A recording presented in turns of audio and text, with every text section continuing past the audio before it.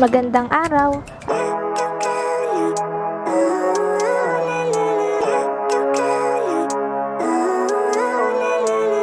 Living life, everyday, late at night, not okay. All I want, and I pray, all I need are some better days. Fuck me, I'm looking in the mirror, so foggy, but I've never seen clearer. I don't really think anyone can save me, and honestly I'm not really sure I want saving. I like to be my own worst enemy. There's no risk if you don't try at anything, so I'ma just keep buying everything. See you in the next life, have to be a better me. I don't think that my head's on straight, gotta flip it and grip it and go and get an x-ray. What's wrong with me? I just feel weight pushing on my chest and it squeezes till I suffocate. Better change my mindset, meditate. It's pretty cool that I'm alive and have better days. I could walk, see, hear, I should celebrate. Think I could change my mind, maybe elevate. Living life, everyday, late at night, not okay. All I want, and I pray, all I need are some better days. Yeah, all I need are some better days. Cause all I want, and I pray, I believe in the better days. I'm kinda stuck between a rock and a hard place. Do I work hard or live at my pace? You're only young once, yeah that's all great, but I also want a future where I'm okay. Living life is doing lots of cocaine. Wait no, it's living with no shame. Wait no, it's sleeping in on Sundays. I guess it's different for each of us and that's okay. Well I just wanna be happy, how to get there? Glad that you asked me. I think it's different for everyone. Some of us need work, others need fun. Some of us need purpose to overcome. But try to do what you love when it's said and done. Cause there's so many differences in each of us. Trust your gut, it can show you what you want.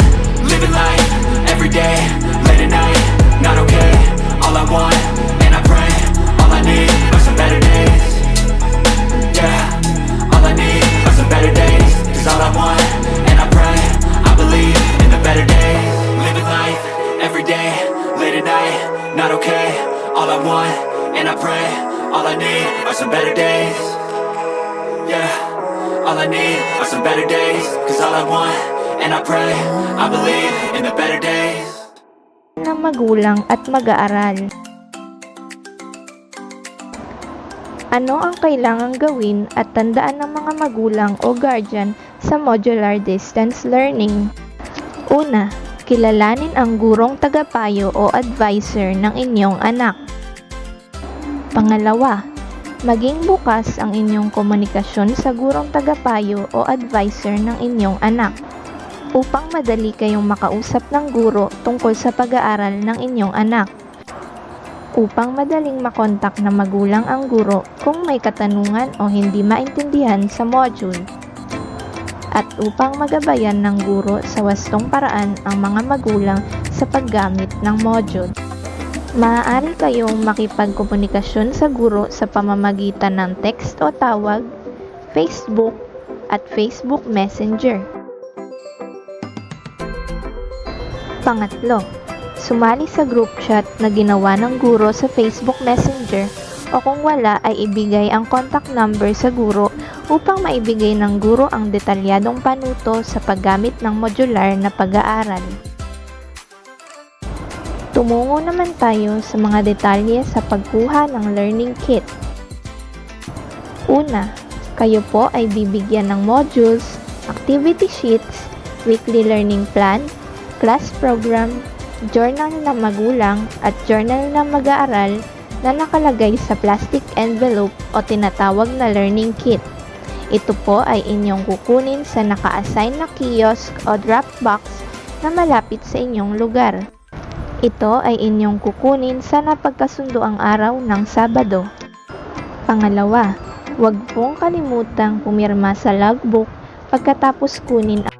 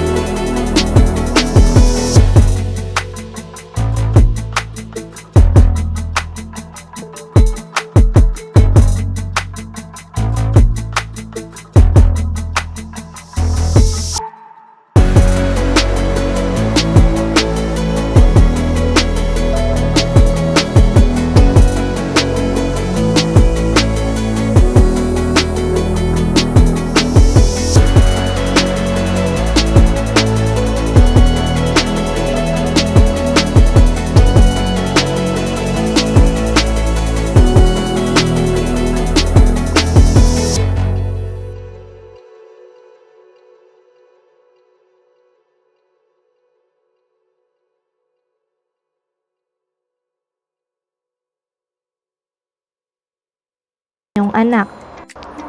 Kilalanin